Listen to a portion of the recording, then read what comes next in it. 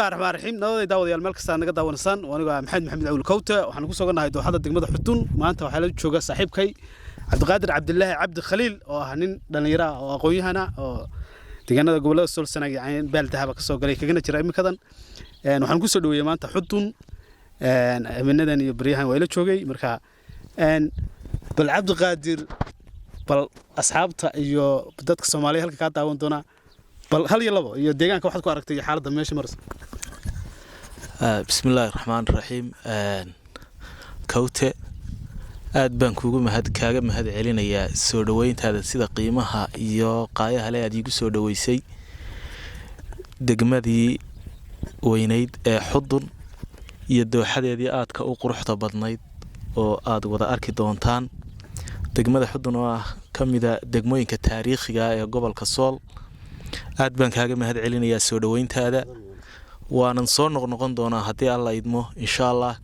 kulli xudun horeyna waanu imi dibna waanu iman doonaa hadii alla idmo marka mar labaad iyo mar saddexaadba aad baan ugu mahad celinayaa mudkawte iyo guud ahaanba bulshada reer xudun dadka gobolada sidii kuwa Soomaaliyeed ku garanaya ku daawanaya halkan maxaad fariin u marinaysaa asxaabtaada iyo khayartaada horta inkastoo ay kala maqan yihiin dhalinyaradii aanu ama isku galaaska ahayn dugsiyada dhexe dugsiyada hoose oo ay iska yar yihiin inta maanta dalka ka joogta haddana aad baan halkan uga salaamayaa inta dalka joogta iyo inta dalka dibadiisa joogta labadaba aad baan uga salaamayaa gaar ahaan nimankii aan saaxiibada ahayn ee Farxaan Faarax Cawil iyo